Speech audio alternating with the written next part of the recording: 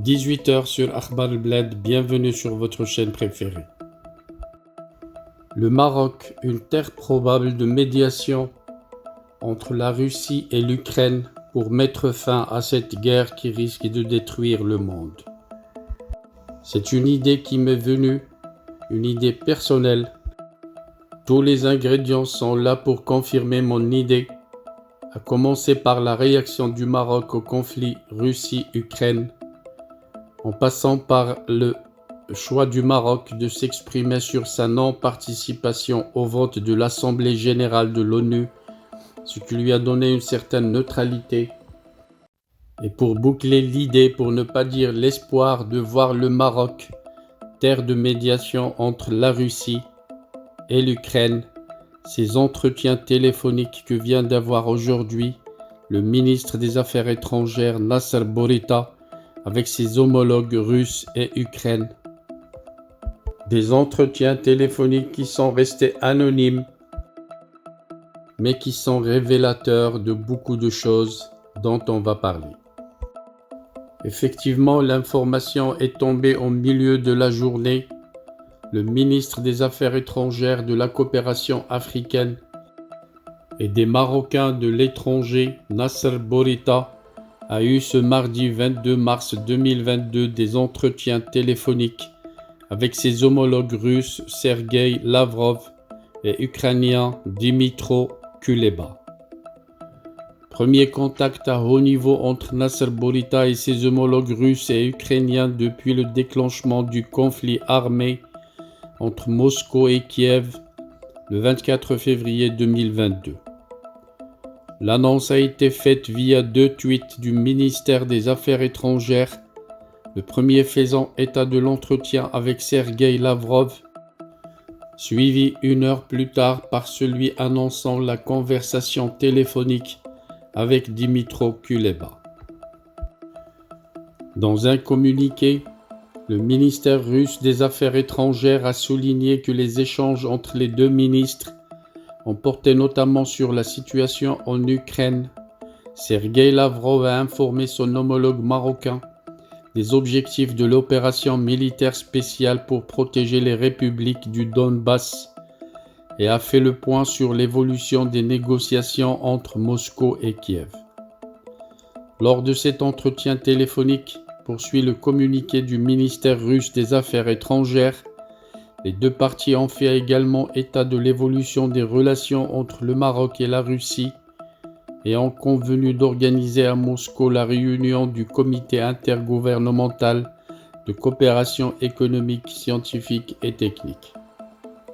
Nasser Bourita et Sergueï Lavrov ont saisi cette occasion, conclut le communiqué du ministère des Affaires étrangères russe, pour évoquer le déroulement des préparatifs de la 6e session ministérielle du Forum de coopération russo-arabe prévu à Marrakech, dont les dates ont été mutuellement acceptées par les participants. Pour sa part, dans un message diffusé sur son compte Twitter, le ministère des Affaires étrangères ukrainien a souligné qu'il a discuté avec Nasser Bourita des moyens de renforcer la coopération bilatérale, y compris au sein de l'ONU pour intensifier l'aide humanitaire mondiale à l'Ukraine.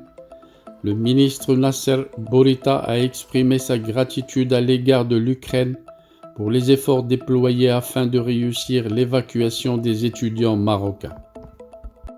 Voilà donc, ce sont des communications téléphoniques qui ont un zeste de coopération bilatérale, mais qui pourraient cacher bien des choses, qui pourraient être porteuses d'espoir pour résoudre ce conflit entre les deux pays et pourquoi pas avec la médiation du Royaume du Maroc. Le Maroc qui a une grande expérience dans le domaine, rien qu'à citer le dernier en date, celui de la médiation entre les protagonistes en Libye, qui a abouti par des accords de Srirat qui sont toujours cités par les Nations Unies à chaque fois qu'il y a lieu de discuter du conflit. Rappelons l'attitude du Maroc à l'égard de ce conflit quand il avait déclenché Le Royaume du Maroc avait déclaré qu'il suivait avec inquiétude l'évolution de la situation entre la Fédération de Russie et l'Ukraine. C'est ce qu'avait indiqué le ministère des Affaires étrangères, de la coopération africaine et des Marocains résidant à l'étranger. Dans un communiqué, le ministère avait souligné que le Royaume du Maroc réitère son soutien à l'intégrité territoriale et à l'unité nationale de tous les États membres des Nations Unies. Le Royaume du Maroc avait rappelé également son attachement au principe du non-recours à la force pour le règlement des différends entre États et qu'il encourageait toutes les initiatives et actions favorisant un règlement pacifique des conflits, concluait le communiqué.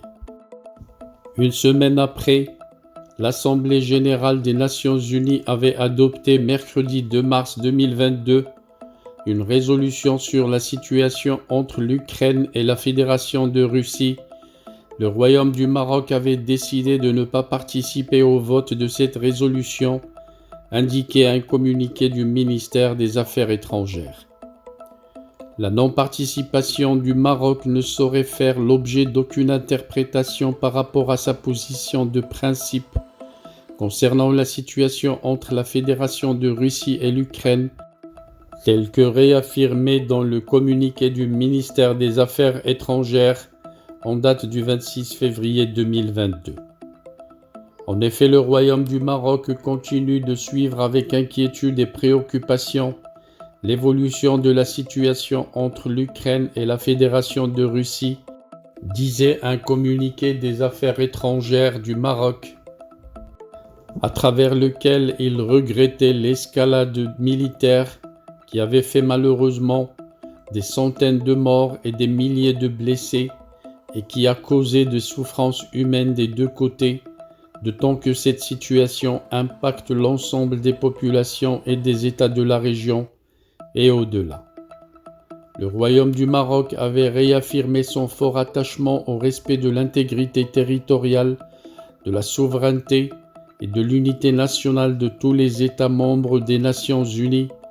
Le Royaume du Maroc avait rappelé que conformément à la Charte des Nations Unies, les membres de l'organisation se doivent de régler leurs différends par des moyens pacifiques et selon les principes du droit international afin de préserver la paix et la sécurité mondiale. Le Royaume du Maroc a toujours œuvré pour favoriser le non-recours à la force pour le règlement des différends entre États. Il avait appelé à la poursuite et à l'intensification du dialogue et de la négociation entre les parties pour mettre fin à ce conflit et encourager toutes les initiatives et actions à cette fin. Par ailleurs, et en réponse à l'appel du secrétaire général de l'ONU, le Royaume du Maroc avait décidé d'apporter une contribution financière aux efforts humanitaires des Nations Unies et des pays voisins.